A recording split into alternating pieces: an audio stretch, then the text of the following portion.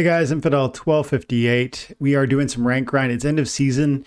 I came, Splinterfest happened. I'm away for 4 days. And before that, it's preparation with both my family, my real life work, and even getting videos ready before I went to Vegas. It was so crazy for the last week that I have pretty much abandoned playing the game. Not due to desire, but actually due to lack of time. And as a result, I was in gold 1 as of 3 days left in the season, which is unheard of. I have 3 million power that's like at work here. Like, this is a crazy deck, which should easily get, climb into low champion. And maybe we're going to make it still this season. I'm certainly going to try. We're going to do a serious rank grind here. I've got probably 45 minutes. I'm going to keep going. I've been grinding already for a few minutes, but I was listening to worship music and just trying to enjoy my afternoon here. But I thought, you know what? You guys need to see this. Because I think we're cruising. We're in Diamond 3 right now. But yeah, man, we started to look at this. I came back from Splinterfest at 2678 RP, roughly. And we've just been cruising up to mid Diamond here. Relix is white. Enrage with neutrals. Okay. Enrage. What this makes me want to do is go a fast play with Pyre. And then there's a lot of low mana monsters that are common or rare, like the Cobalt Bruiser, which is going to be absolute beast in Enrage. And we punch first is key. We want to finish our opponent off. You want to bring stunners because you have a knockout monster. Might get rid of the Goblin Fireballer. We'll have to see. This is one of the choices I often consider. But we also could try... This is interesting.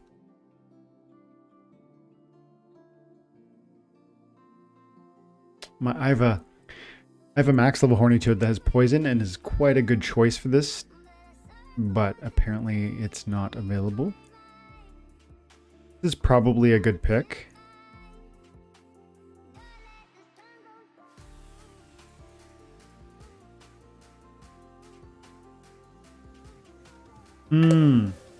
This is a great choice actually, because it's got phase and last stand but we need to get rid of the Goblin Fireballer.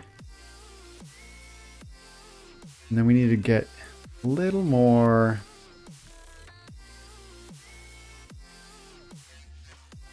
I don't like this so much anymore. I'm doing too many random things. No, we gotta pull in here. So physical damage.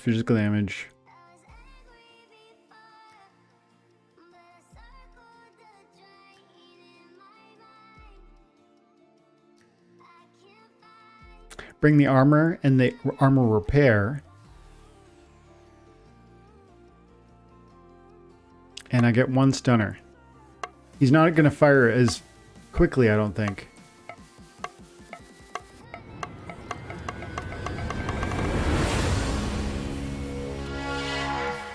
Let's see what happens. My stunner is an archery monster and it has the same amount of speed as these guys, so it will fire first. Goblin Fireballer with 4 speed will fire before a melee with 4 speed because they're both common and archery goes first. So if we land a stun, we should eat him because of the rule set. And I like my armor is going to be really pivotal. My speed is going to be very helpful, and then he has a repair.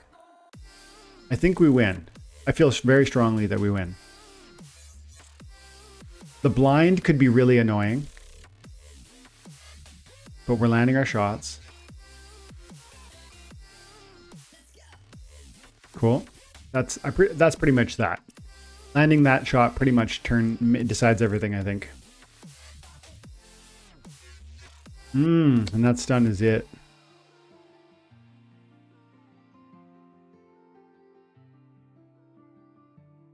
These two are so cheap. 3 mana, 4 mana. We get a 1 mana support monster here that both repairs me and speeds me up. Pyre for 3 mana giving you that speed boost really makes me just hit so much faster, and it made it so his evasiveness was not a problem. He had blind, he had high speed monsters in the front position. It didn't matter. We hit because we had a significant amount of speed. And actually, we had snare too. That was pivotal. It was maybe not pivotal, but my Goblin Fireballer has snare, and the Pellicor Conjurer, which was on my enemy's team, has flight, and therefore we had 100% hit chance on the Pellicor Conjurer because of the snare. So that was a strong counter, not knowing exactly what I was going to be doing or what he was going to pick, but it ended up being a very strong counter.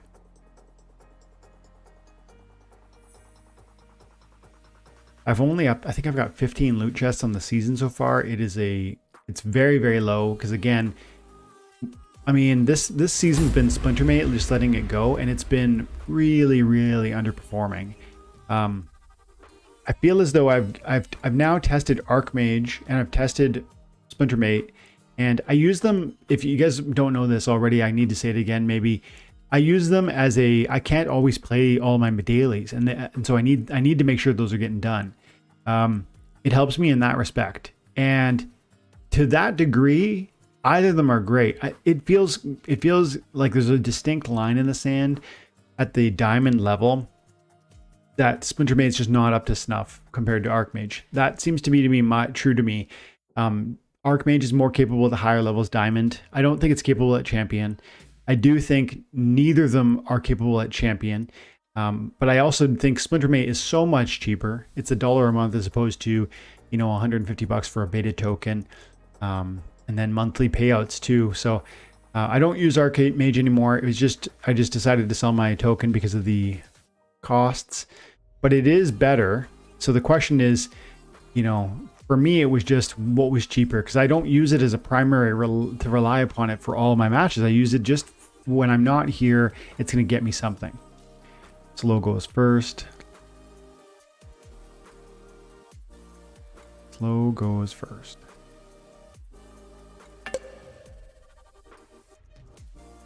Everybody I've got's fast. That's not true. That's not true. We're going to go boom. Boom, boom. Boom, boom, boom, boom, boom, boom, boom.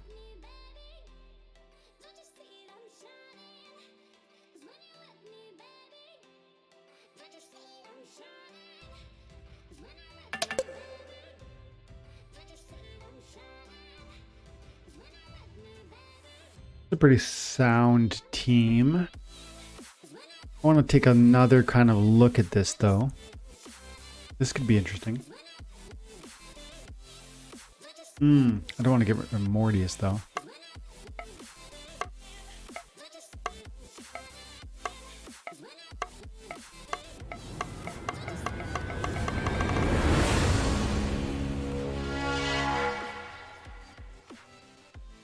I brought no heals, I brought no repair. I just brought a lot of damage. And my team is all slow, which should mean we land our shots.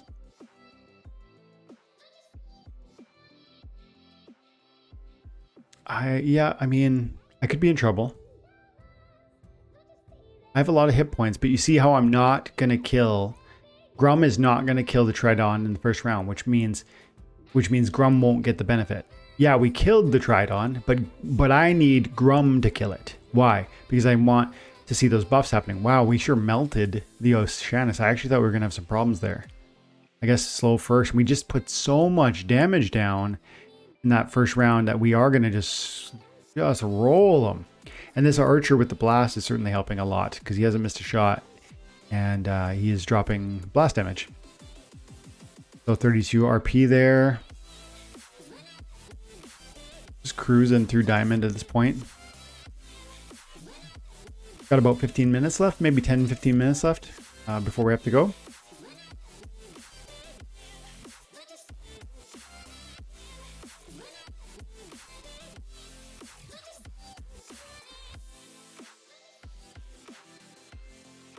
What's happening in the market? I saw XRP reach like 55 cents or something while we were in Vegas. Man, if this makes it, to some surprising numbers. If this went up, let's say pretty dramatically, and I think it could. I know a lot of you don't, but I think it could.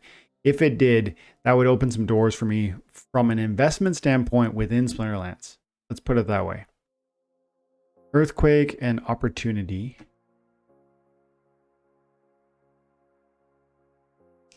So what I want to do is I want to make sure I'm going first. Speed matters. I could go this way and I could do, that would help me because my opponent, with this rule set, opportunity, equal opportunity, one really strong thing to do is use a lot of magic because it cuts to the core, it avoids armor. Well, if I bring Grandmaster Wraith, I don't have to worry about quote unquote my enemy cutting to the core. Their magic will hit my armor. This can be a very powerful melee play. This might be what I do here. I'm starting to talk myself into it. But you see, the alternative would be to go Conqueror Yask with the +2 speed and make sure I put fast melee monsters out there. But then again, I'm going to be susceptible to flight and I'm going to be susceptible to magic. So I've just talked myself out of it. Yasik would be interesting, especially because of the piercing. But I think the better play is going over here and making sure we go like this. So we get boom, boom. Those two monsters have Inspire. And then we bring out... We want protectors too is the thing. We want him for double strike. We want him for piercing. We want him for protect. And then we want a taunt monster. This is going to be a distraction. I'm not bringing any substantial heals or anything like that. I'm just bringing a crap ton of damage. And I've got one archery, or I've got one protect. But you know, instead of that, I think we're better off to go this way. Get the repair, get the resurrect, get the one speed. Yeah. And the question is, do we want to even peel back? We could peel back the Silver Shield Knight.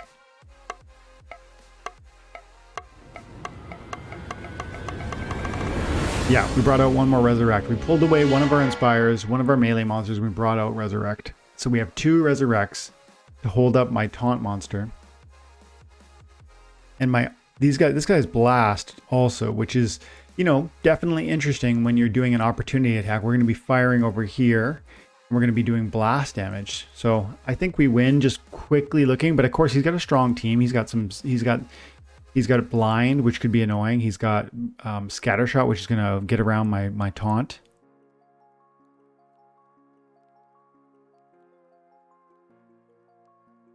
And Trample? No, we don't get a Trample there because that was the way Trample works. Pause for a second. I did a video yesterday, yesterday I think, talking about the different in-game mechanics where things can go wrong and where, you know, it doesn't play out the way you think it should and how that needs to be changed. It was called Big Changes Coming to the Game or something like that. And it was from a question from the town hall where Rogue asked, and what we just saw is one of those examples. This Silver Shield Knight has Trample. Trample, when it kills something, should immediately hit another opponent one more time. Should hit the next opponent. But what happened was, because of the opportunity rule set, and because the lowest monster was the rear monster, it hit the lowest. It targeted. It's used equal opportunity targeting, and when it killed it, it didn't trample because the game code said, if you kill a monster and if there's a monster behind it, you trample into the next monster. That's the coding of trample is slightly strange, because it shouldn't be limited to situations where there is a monster behind what you kill. It should target not just the monster you kill, but if you kill, it should just attack the next applicable monster, right? Why not? What should happen is, if equal to opportunity rule set exists, and if you kill through trample, and if you have trample, then you target the next opportunity, the lowest, either taunt or the next monster that has the lowest number of hit points, which in this case would be the Chaos Dragon. That should be what happens. But because there was no monster behind it, it did not trample at all. And I'm not going to rewind and show you that, but if you want, you can go and see it for yourself. Now, conversely, I want to point out something because it might happen. This one has trample. This one has trample. It's conceivable that we would now on this turn see the Chaos Dragon get trampled. We might kill it with one of these two and then trample, and it will trigger because behind it is the Grum. So let's watch and see if that happens. But either way, if it doesn't happen, it should happen. And it's just one of those things that the game needs to kind of tweak, and part of the code that needs to be corrected, because that is a mistake. It's not a logical or by any means obvious when you understand what trample is. Let's see what happens. That repair is really, really helping. Ooh. Oh, he resurrected me. That was worth it. That resurrect is for a 2 attack monster. See, there's a trample that did go through. We killed the second monster and then we did trample into the Grum, like I said. That was with this unicorn. So that works because, again, there was someone behind it. But indicative of what Rogue was talking about. We need to see that code is more clear. Every ability should be crystal clear as to when it applies and when it doesn't, so that new users can really understand, so that professional gamers can adopt the game and just understand if the rules deeply. They should be able to look on the homepage of this, and instead of, this is what we get. Let me show you something. Ready to rumble, learn more. So this is a page that explains the basics of Splinterlands, and it does a pretty good job for the basics. You know, showing the card breakdown and mana cost and all that stuff. Now here's stats, and we talk about how what each of them refer to. Abilities is what I want to feature. This is confusing. Talks about things like affliction. When a monster with affliction hits target, it has a chance of applying affliction on the target, causing it to be unable to be healed. Okay, yeah, that's true. But what is the chance, the quote-unquote chance of applying affliction? What's the percentage? Is there a way that it's sometimes 25% and in other instances 50%? All of that detail should be available when you learn more. Put a little learn more, or like if they want to just hover over this, they can get even more. Something like that. Because what affliction is, and I can tell you, it's a 50% chance that when I hit you with my monster that has affliction, that you will be afflicted, meaning you no longer can be healed, unless you have immunity, which prevents me from doing so, or cleanse, which can erase my affliction upon your monster. So that's a lot of detail, and what they've done here is cleaner than what I just gave you, but pros who want to get into this game, like people who really understand collectible card games, need to know more than what's given here. And that's one example, but I could probably do the same for every one of these. Blind. All enemy melee and range attacks have an increased chance of missing. What does that mean? Increased chance of missing. I know it's a 15% chance, but you don't know that unless you went into the Mav chat, or you dug around on Reddit or something. And that shouldn't be necessary. There needs to be clear explanation here, and there's tons more instances like that as well. And so, dodge. How much is the increased chance? Enrage. What is the benefit to melee and attack speed? And so on. So this is what we need, and it's one of the things we're lacking right now. And I think the game understands that that's necessary, and we're going to be seeing more and more of that. But it is that element of kind of documenting is something that I think Rogue was asking the developers to answer, and it was an element that they didn't exactly speak to. They spoke to the fact that there are some coding errors that are going to be fixed. Great, but he also said we want it written down somewhere. And Matt unfortunately didn't answer to that. So I think that's necessary. Let's keep going. We've got about maybe 2 more matches, okay? Okay. Earthquake, non-flying. So okay. I want to bring flyers if I can, or shield if I can't.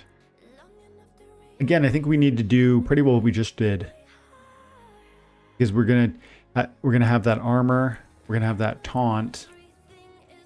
Boom, boom. And then we're going to bring out some resurrections. There's one of them. And then I can't bring my other two resurrections because they do not.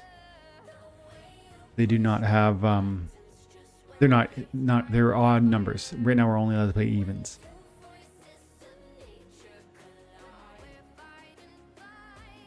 I would really like to bring out some armor support. Yep, that's one.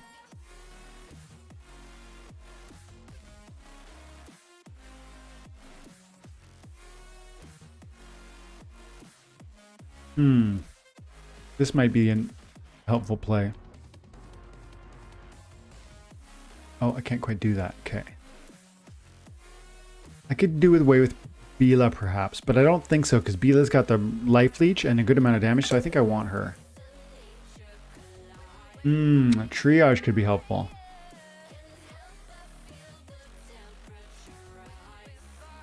But you know what? Flyer like this could be even more helpful because it's just not going to die by way of...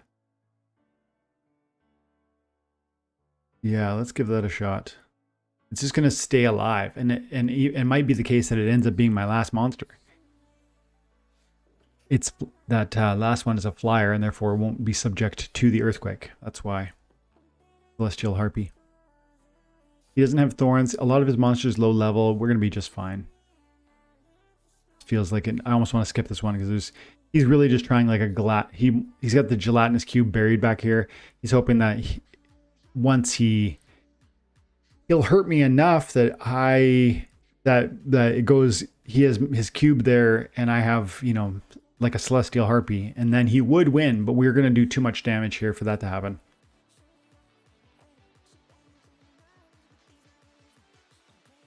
Relying on the cube is kind of a cheese play, but people do it because it works, right? So I don't blame them. I do it sometimes. So we go down, but we resurrect.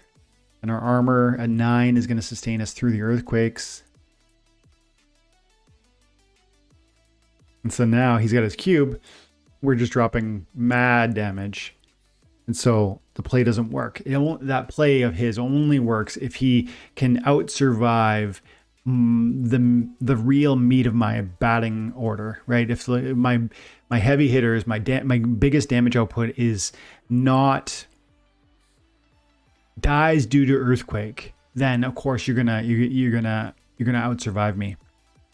44 RP for that one. 1.5 SPS for that win. And I'm currently at 65% capture rate. Let's do 2 more battles. 99 mana, odd ones, done. Okay, definitely want to go, anytime it's odd ones or even ones, I really like to try and look for my dragon team because it's going to increase the number of monsters that you have access to put on the field. If you pick blue, you've got a good team. This is a lot of monsters, but you probably don't have that many. Well, if I go like this, quicks, and then pick blue, my list is even bigger. And so that just opens up a bunch of new opportunities, including, in this case, Lightning Dragon, which has stun, and therefore is going to be really helpful within the context of heavy hitters. We're definitely going to bring that monster. Ooh, we're going to bring Kai, dude. Kai with the... I only have a level 2 Rumetzer Kai. I need to sort that out. Too powerful. Yeah, you definitely want to bring as many stunners as you can to a situation like this. It's helpful if you bring a blind. So we might just go ahead and bring that. It's Flying Squid. And it'd be really helpful to bring... This might make sense. Because he could go in the first position. And... He's just like a beef tank, right? Beefy. He's got a huge amount of hit points. 18. He's got Void. He's got the Divine Shield. He's got Archery Reflect and Magic Reflect. Tempted to try to go away from the Robo Dragon and go Legionnaire because of he's not a giant. But no, we're going to stick with the Robo Dragon. And then the question is, Who else? But we got to think strongly about the Axe Master. Probably a Resurrect makes a lot of sense because then you would get a second Divine Shield out of your Robo Dragon. This could be really helpful too, right? With more armor out there. A heal. But if he brings any opportunity, he's just going to snipe me down. So for that reason, we are going to bring...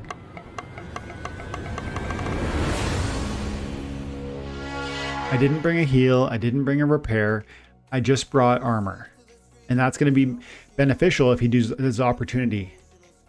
He didn't do any opportunity, but I think that made sense, that play. It would have been ultimately better if I brought a Resurrect, if I brought heal, but I was worried about an opportunity play.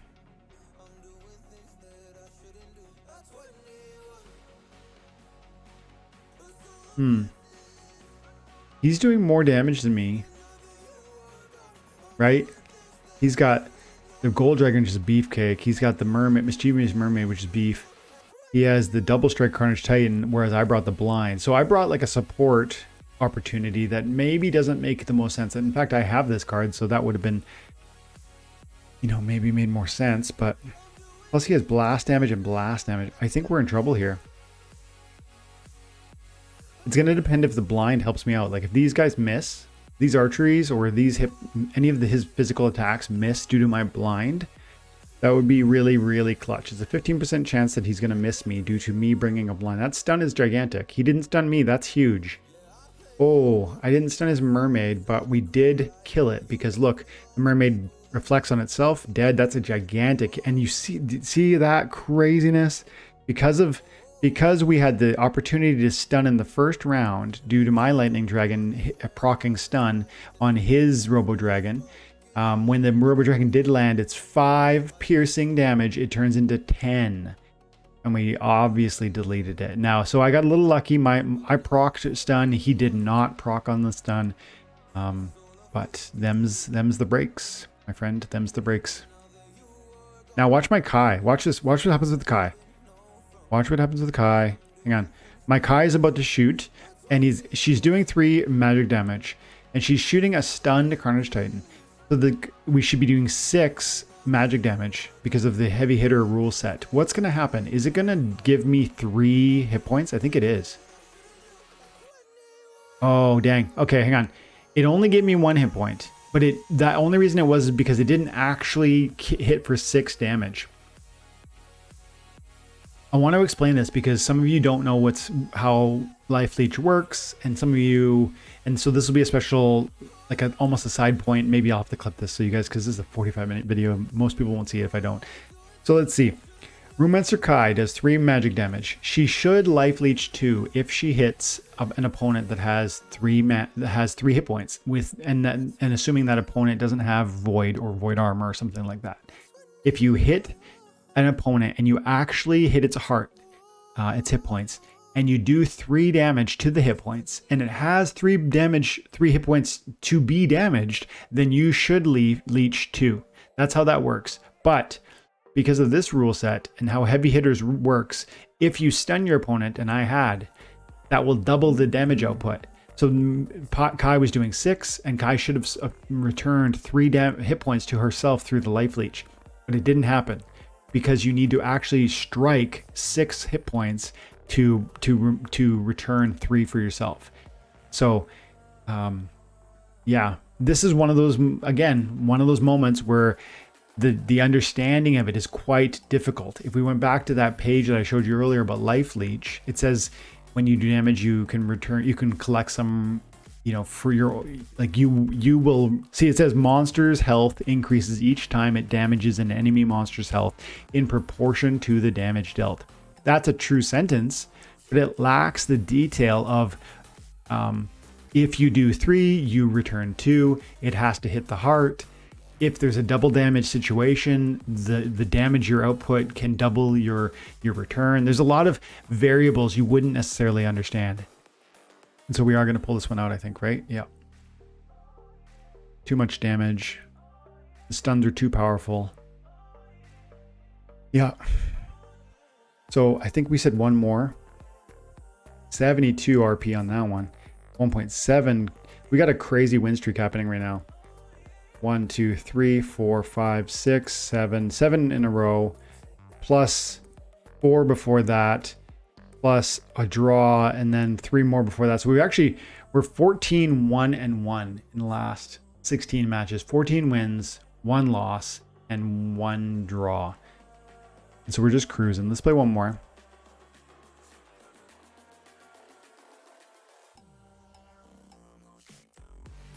So use shield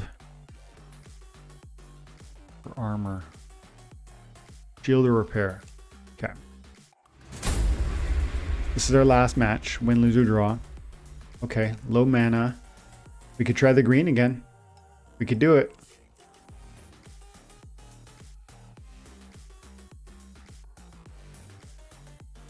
I think it might be the play. But before I commit to this, I want to think about whether I'm missing anything. Is there some opportunity here I'm not thinking about that would potentially...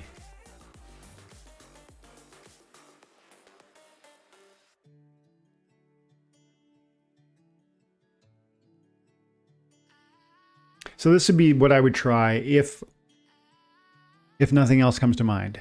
And if I was to abandon this play, I would go fire. I could go Yasik.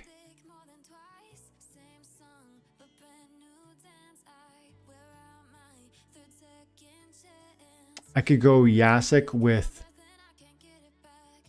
the Efreet Elder. And that would be a last stand play with a bunch of speed. And that would probably work. This feels safer to me. And this is a good way to end the video, because we started the video talking about how effective this play is. And I really mean it. I really think it's super strong.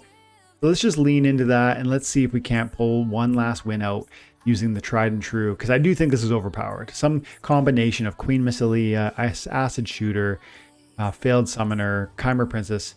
It's very, very powerful. So we're just going to go for it. The other alternative is I could have gone Obsidian with Kron, and of course that's nasty too. But this is just, we talked about it so much.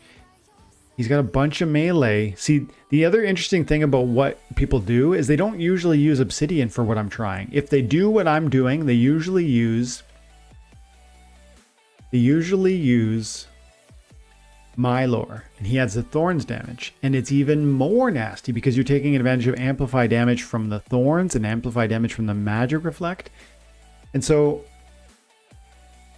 I don't know what's going to happen here, but he's kicking out a ton of damage, and he is going to sneak. Yeesh. I think he wins unless my Acid Shooter poisons in a key way on the first round. He didn't bring any rust, and so my armor is going to be annoying to my opponent because it's going to armor up all these little nerds. So I think I could win. It's going to depend where my Scattershot lands and if I poison. Those Thorns are super annoying, right? He's hitting for 3 and I'm returning 3. See, that was a huge Scattershot, landing on one of his best damage dealers, and then to poison in the second round, that guy's gonna go down. So we're pulling this out easy. It's looking like a cakewalk because again, Acid Shooter is just destroying for 2 mana. Destroying. Hitting precision targets that are uniquely vulnerable in the back line. Taunts would never distract me. Poison can do so much. Cripple can be really annoying also. And another 1.7 SPS for that one. The win streak bonuses looking like we're at 65% capture rate. We got a 35% win streak. We got a 10% gold card bonus. We got a 7% guild bonus. You know what? We got to end it there. I want to keep playing, but I got 2 minutes. Guys, thanks so much for your time and attention. Hope you have an amazing day. God bless you.